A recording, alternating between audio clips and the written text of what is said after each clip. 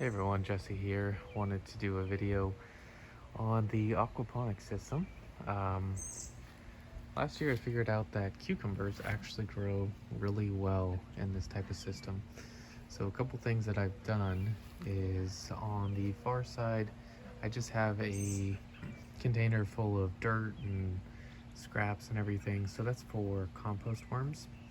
Um, and I threw a bunch of compost worms in here just to try and get some more fertilization, some fertilizer, vermicompost, that kind of thing. And then on the sides, I've placed cucumbers. So you can see this, and then each time I will just go and kind of wrap them in so that they will cover, try not to break these, that they'll wrap themselves around and just cover the entire setup. You can probably see that there's already, assuming that's a little cucumber right there. So last year this worked really well. Fertilizer, I'll probably end up spraying it with a foliar feed. You can see some of these cucumbers, I don't know what that is, right there. And so basically this is an aquaponics bed. There's a drain pipe right here. This bed has a timer from a pump that runs from that tank. There's a bunch of fish in there. So that pump will run every 10 minutes or so. It'll flood this bed. And as soon as it hits a certain height, which is a little bit below these rocks, then it starts draining. The timer will turn off, and so it'll drain completely, gives the plants some time to dry the roots out a little bit. You don't want it too wet, you don't want it too dry. It's a foolproof system since it's based on a timer, mechanical timer or an electronic timer. So compared to the other methods where you're relying on the siphon to work properly every single fill and the pump's running constantly, I haven't had an issue with this in over a year. Probably just want to make sure that you have a backup for the timer, for the pump, and then realistically you could run it constantly the whole time. So I will continue to move these over, and this is just wire welded fence that I've built into an arc, and this will hold up all the cucumbers, everything.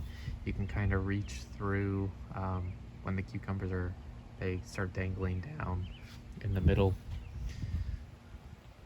And so it is a great system. I have some other cucumbers that are growing in soil. I will see how they do in both. I found that like kale, sweet potato, I don't know if those are more demanding. You can obviously see here, this is a sweet potato plant, this is a cucumber plant, and this is green, this is yellow. So I don't know if there's not enough nitrogen in the system. This is a 100-gallon tank. There's probably 10 to 15 fish in there. I could probably increase the capacity, but I didn't want to overload it too much. And we also have sweet potato just kind of growing in over here. So with that, let me go into the part where I have a compost worm bin. And basically the idea in this is that, let's see, the worms can go up into the soil.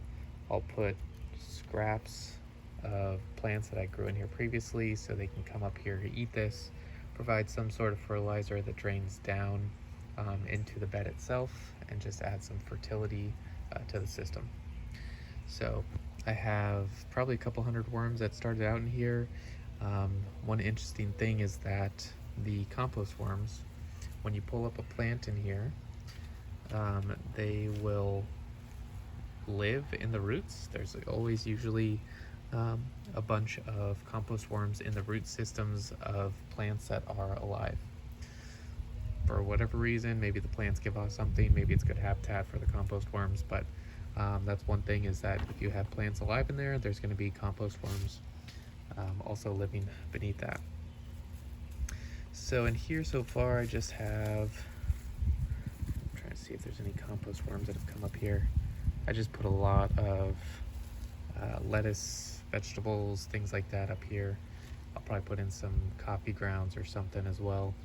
I think the most important thing is that they have an environment that they can go to.